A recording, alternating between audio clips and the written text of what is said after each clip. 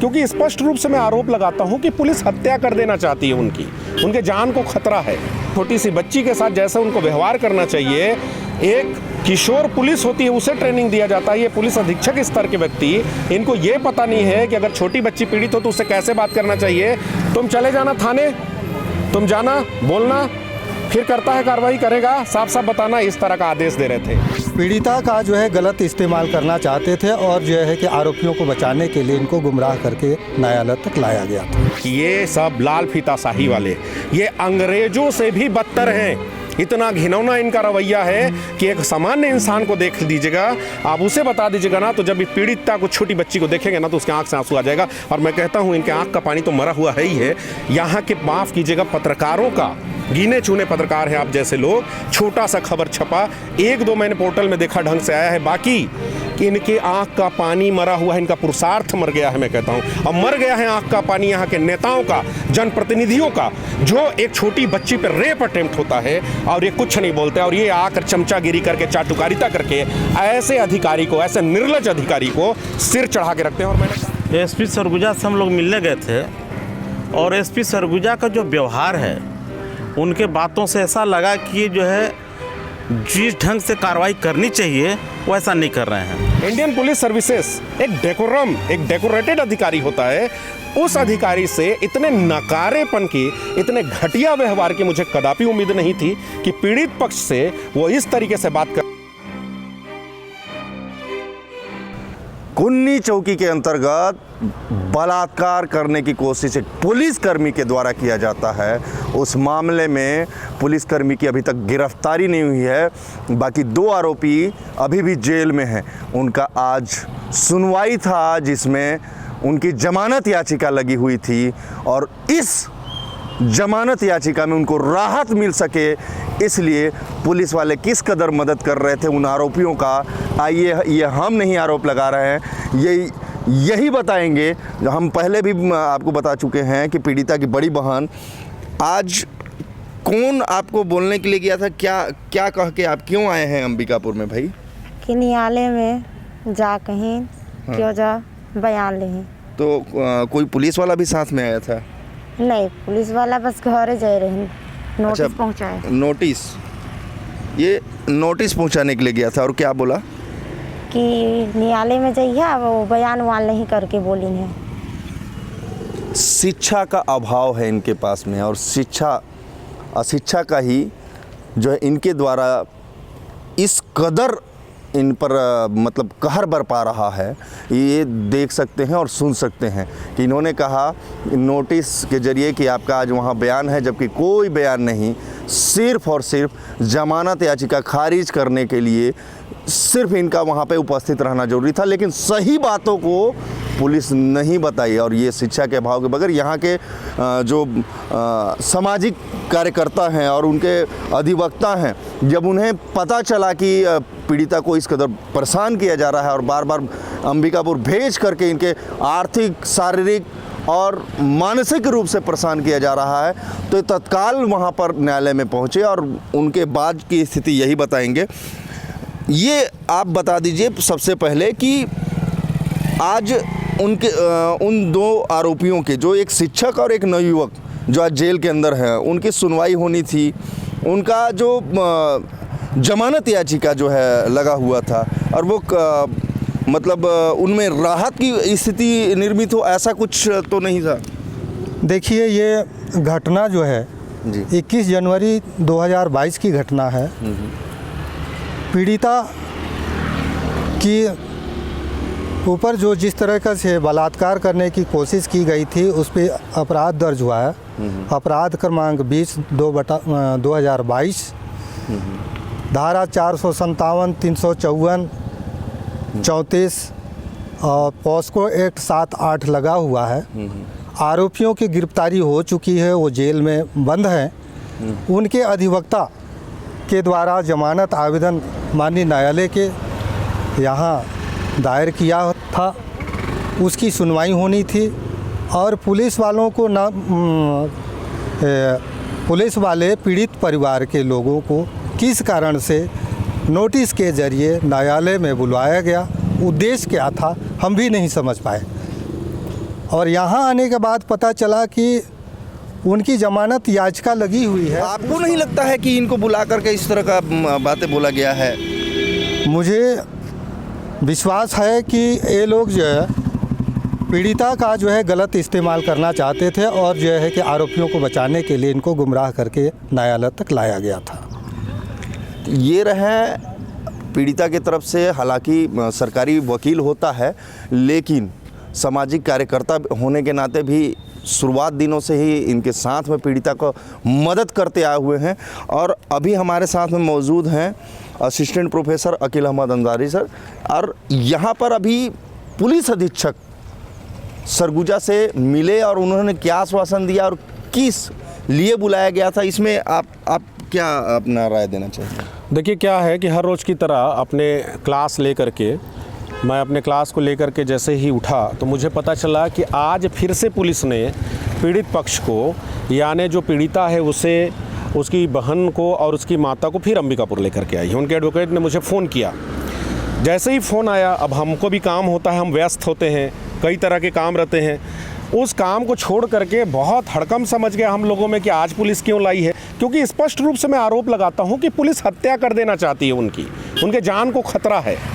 आनन फानन में हम लोगों ने उनके अधिवक्ता बुनकर जी हैं, उनके माध्यम से एक आवेदन बनवाया। आवेदन बनवा करके बाकायदा मैंने एसपी सरगुजा को फ़ोन लगा करके उनसे अपॉइंटमेंट लिया, टाइम लिया। उसके बाद हम सभी लोग यहाँ पर मिलने आए उनसे। तो मिलने आए तो सबसे पहले तो भाई इनका एक ऐसी डेकोरम है जैसे कि कोई हम लोग रह रहे हैं पुराने अंग्रेज़ ज़माने में कि आप एक चुटका भेजिए, इंतज़ार करिए, इनके अपनी जो रसूख है साहब की उनकी पूरी चलिए, हमको कोई एतराज़ नहीं है। हम किसी गरीब और अंतिम व्यक्ति के पीड़ित के लिए हम भीख मांगने को तैयार हैं। हमको उन्होंने बुलाया, अपना पहचान देने के बाद जब हमने बताया कि देखिए 21 तारीख की घटना है और जब 26 जनवरी को हमको मालूम चला कि उसमें एक पुलिस वाला, एक शिक्षक और अन्य व्यक्ति पहले शाम को जा कर के पता कर लेते हैं और आसपास के लोगों को जानकारी थी कि इनके मदर फादर यानी पीड़िता के मम्मी पापा घर में नहीं हैं। अब उसने आपराधिक दुराशय से उसके अधूरे बने हुए दीवार को फांद कर गृह भेदन करते हैं, घर में प्रवेश करते हैं और छोटी सी बच्ची के मुंह में कंबल डाल के ठूस कर बलात्कार करने का प्रयास करते हैं। सर, यह मामला उद्वेलित करने वाला है। मैंने उनसे बाकायदा कहा, क्षमा प्रार्थी हूँ कि मेरी आवाज़ बहुत तेज़ है, मैं इस तरीके से कह रहा हूँ बात। तो आपकी पुलिस उसमें मदद करने के बजाय जो पीड़ित पक्ष है उनका विक्टिमाइजेशन कर रही है, बार बार उसे यहाँ ले करके आ रही है। एक बार तो आश्वासन मिला? कोई आश्वासन नहीं मिला। मैं आपको क्रम से बता रहा हूँ कि हम बोलते रहे, वो इरिटेट हो गए। वो उल्टा बुला करके छोटी सी बच्ची के साथ जैसे उनको व्यवहार करना चाहिए, एक किशोर पुलिस होती है उसे ट्रेनिंग दिया जाता है। ये पुलिस अधीक्षक स्तर के व्यक्ति, इनको ये पता नहीं है कि अगर छोटी बच्ची पीड़ित हो तो उससे कैसे बात करना चाहिए। तुम चले जाना थाने, तुम जाना, बोलना, फिर करता है कार्रवाई करेगा, साफ साफ बताना, इस तरह का आदेश दे रहे थे। ये जो हमारे यहाँ मेरे को कहीं ना कहीं एक यकीन था। देखिए, आरोप प्रत्यारोप अपनी जगह होते हैं कि हम आरोप लगाते हैं, चीज़ें होती हैं, लेकिन एक आईपीएस रैंक का अधिकारी, इंडियन पुलिस सर्विसेज, एक डेकोरेटेड अधिकारी होता है। उस अधिकारी से इतने नकारेपन की, इतने घटिया व्यवहार की मुझे कदापि उम्मीद नहीं थी कि पीड़ित पक्ष से वो इस तरीके से बात कर रहे थे। मैंने कहा भी सर कि मुझे आप पे यकीन नहीं है। देखिए, police are bond with brotherhood. नहीं, आपके कहने से क्या होता है, उनका कहना हम आपको संतुष्ट करने के लिए हम नहीं बैठे। मैंने कहा सर, मैं अंतिम व्यक्ति हूँ, नागरिक हूँ, आप मुझे ही सुरक्षा देना और संतुष्ट करने के लिए बैठे हैं। इनकी जो अकड़ है, मैं स्पष्ट बता रहा हूँ, मुझे जरा भी यकीन नहीं है कि इन्हें किसी प्रकार का न्याय मिलेगा। हर बार पुलिस प्रयास कर रही है पुलिस को बचाने के लिए, इनको 50,000 रुपए का लालच दिया जा रहा है। उस बारे में जब चर्चा किया गया इनसे कि आपने 26 तारीख को भारत सम्मान के खबर देखने के पश्चात तुरंत आपने कार्रवाई कर दी, दूसरे दिन बहुत आप जो है अपनी पीठ थपथपा सकते हो यह बोल करके, लेकिन 21 तारीख की घटना है और ये 2-2, 3-3 बार थाने में जाते हैं और 21 तारीख की घटना का FIR दर्ज 27 तारीख को होता है। तो क्या अधिकारी जिम्मेवार नहीं था? तो इस पर क्या प्रतिक्रिया? आप लोग स्वयं भी वहाँ मौजूद थे। मैंने उनसे कहा कि सर, पुलिस ने जो मिनिमम कार्रवाई है वो किया है। बाकायदा पुन्नी पुलिस चौकी मैंने बताया एसपी सरगुजा को कि पुलिस की जो चौकी है वो इसीलिए स्थापित की जाती है ताकि आसपास लोग सुरक्षित रहें। उसके जुरिस्डिक्शन में उस पुलिस चौकी के, यानी जहाँ पे पुलिस चौकी है उसके क्षेत्र में आता है, वो ड्यूटी करता है जो पुलिस वाला है, पुलिसकर्मी है। अपने ड्यूटी क्षेत्र में वर्दी पे पहने हुए उसने ये अपराध किया है सर, तो कम से कम पॉक्सो की धारा 9 तो आपको लगानी चाहिए, जिसमें कम से कम 5 साल से 10 साल की सज़ा हो। ये मिनिमम पॉक्सो की धारा 7 और 8 लगाए हैं, उस पर वो गोल मोल टालते रहे। मैं देखता हूँ, मैं करता हूँ, तुम लोग थाने जाओ। फिर मैंने बताया कि यहाँ पर, इधर आ जाओ भाई, प्रयाग जायसवाल इधर आ जाओ, इधर आ जाओ। मैंने बताया कि सर मैं आपसे ये पूछना चाहता हूँ कि ये लड़का नया पत्रकार है, इसे हम बोलना सिखा रहे हैं, पत्रकारिता करना सिखा रहे हैं। आपका थाना प्रभारी जिसे पुलिस मैनुअल में पुलिस ड्रेस की तमीज़ नहीं है, इसे धक्का मारता है आपके अतिरिक्त पुलिस अधीक्षक के सामने। तो भला बताइए मुझे, ये गरीब लोग कैसे थाने घुसेंगे सर? इनको विक्टिमाइजेशन क्यों किया जा रहा है? मुझे आश्वासन दीजिए कि बाहर जाके मैं कह सकूँ कि मैं एक ऐसे अधिकारी से मिला कि मुझे भरोसा है। लेकिन अफसोस कि ये सब लाल फीताशाही वाले, ये अंग्रेज़ों से भी बदतर हैं। इतना घिनौना इनका रवैया है कि एक सामान्य इंसान को देख दीजिएगा, आप उसे बता दीजिएगा ना, तो जब पीड़िता को, छोटी बच्ची को देखेंगे ना, तो उसके आंख से आंसू आ जाएगा। और मैं कहता हूँ इनके आंख का पानी तो मरा हुआ है ही है। यहाँ के, माफ़ कीजिएगा, पत्रकारों का, गिने चुने पत्रकार हैं आप जैसे लोग, छोटा सा खबर छपा, 1-2 मैंने पोर्टल में देखा ढंग से आया है, बाकी इनके आंख का पानी मरा हुआ है, इनका पुरुषार्थ मर गया है। मैं कहता हूँ, और मर गया है आंख का पानी यहाँ के नेताओं का, जनप्रतिनिधियों का, जो एक छोटी बच्ची पर रेप अटेम्प्ट होता है और ये कुछ नहीं बोलते, और ये आकर चमचागिरी करके, चाटुकारिता करके ऐसे अधिकारी को, ऐसे निर्लज अधिकारी को सिर चढ़ा के रखते हैं। और मैंने कहा है हम फिर आएंगे, 7 दिन का मौका देते हैं आपको, आप हमें पसंद करें या ना करें, आप लोक सेवक हैं, आप हमारी सेवक ले बैठे हैं। और मैं माननीय मुख्यमंत्री भूपेश बघेल जी से कल मैंने चिट्ठी लिखा है, मैंने कहा है हमें वही मुख्यमंत्री लौटा दो जो एक झापड़ मारने पर कलेक्टर को ट्रांसफ़र कर देता है।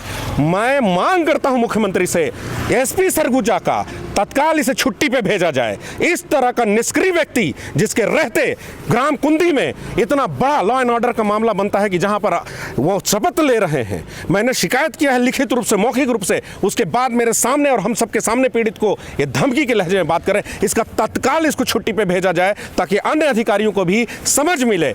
हम डरेंगे नहीं, हम अपनी लड़ाई लड़ेंगे। मैं ये कहना चाहता हूं। क्या है कि आप कभी भी आवेश में आते हैं तो इसका यह तात्पर्य नहीं है कि किसी से आप व्यक्तिगत दुराग्रह रखते हैं। आवेश लाजमी है ऐसी घिनौनी घटना को मद्देनज़र रखते हुए। यहाँ पर हमारे साथ साथी पत्रकार हैं, इनका दो शब्द था, इनसे भी जानते हैं क्या बोलना चाह रहे हैं, बताएं। सर हमारे सर भी साथ में थे, हम लोग अभी 8-10 लोग एसपी साहब के पास मिलने गए थे। सॉरी, एसपी साहब तो नहीं बोलूँगा मैं, यहाँ का एसपी अमित तुकाराम कामले के पास हम लोग मिलने गए थे। तो वो बदतमीजी से बात कर रहा है पीड़ित व्यक्तियों के साथ, मतलब पीड़ित महिलाओं के साथ में बात कर रहा है। और वो ये बोल रहे हैं ना कि ये लोग ये बोल रहे हैं कि सर हमको डराया जा रहा है, धमकाया जा रहा है, हमको जान से मारने की धमकी दी जा रही है और 50,000 रुपये ले लो और केस वापस ले लो, ये बोला जा रहा है। तो ये एसपी अमित तुकाराम कामले क्या बोलता है कि आप लोग जाओ उस थाने में और अपना शिकायत दर्ज कराओ। और वही थाना है वो कुन्नी का, जहाँ पे लोग बलात्कार करने की प्रयास किया गया उस पुलिस और टीचर और उसके सहयोगी के द्वारा। और ये लोग गए 21 तारीख को वहाँ पे रात में अपना FIR दर्ज कराने के लिए, और वो उनको मतलब कि उसी उल्टा पैर वापस कर दिया और बोला शाम को आना, सॉरी सुबह आना। और फिर क्या होता है कि 26 तारीख तक कोई भी कार्रवाई नहीं होती है। ये लोग बार बार थाने में जाते हैं, चक्कर लगाते हैं। लेकिन चलिए फिर जब 26 तारीख को जब भारत समाज में खबर चलती है, तब एसपी तुकाराम कामले के कान में पड़ती है और तब FIR दर्ज होता है। बड़े निर्लज, हम कैसे उम्मीद करें कि ये लोग जाएं वहाँ पे दोबारा मतलब कि शिकायत लेकर और उस पर वो लोग कार्रवाई करेंगे? ये तो उसी मौत के मुंह में ढकेल रहे हैं उन लोगों को। धन्यवाद। बिल्कुल आपका कहना हो सकता है जायज़ है। हमारे साथ शुरुआत दिनों से बने हुए सामाजिक कार्यकर्ता और यहाँ के वरिष्ठ जन हैं, उनसे जानेंगे कि अभी क्या परिस्थितियाँ निर्मित हुई। आप मिले? अभी देखिए, जो साहब नहीं बोलना है ना जी, साहब नहीं बोलना। एसपी सरगुजा से हम लोग मिलने गए थे और एसपी सरगुजा का जो व्यवहार है उनके बातों से ऐसा लगा कि ये जो है जिस ढंग से कार्रवाई करनी चाहिए वो ऐसा नहीं कर रहे हैं। अभी 4-5 दिन पहले की बात है, हम उस पीड़िता से मिलने जा रहे थे और ये सोचे थे कि पहले हम ज्ञापन दे दें एसपी को। तो उस दिन ज्ञापन हम नहीं दिए और अपने प्रतिनिधियों को भेजे थे। तो बोले कि वो पीड़िता क्यों नहीं आती है। आज जब पीड़िता गई उनके सामने में तो बोल रहे हैं कि वो थाने में जाके अपना रिपोर्ट दर्ज कराएं। तो मतलब समझ में नहीं आता कि एसपी के यहाँ है कि थाने में जाएं कि और कहाँ जाएं। ऐसे में ये मेरे को लगता है कि ये परेशान कर रहे हैं पीड़िता को, ताकि ये परेशान होकर के खसक जाए। जैसा कि इनके द्वारा बताया कि परेशान आम जनता नहीं, परेशान खुद पुलिस ही कर रही है पीड़िता को। इसी तरह के वीडियो के लिए आप बने रहिएगा। हम जनहित के, जन सरोकार के मुद्दे को लगातार उठाते रहेंगे। इस वीडियो को लाइक करें, कमेंट करें और शेयर करना न भूलें। धन्यवाद। भारत सम्मान, हो जाओ सावधान।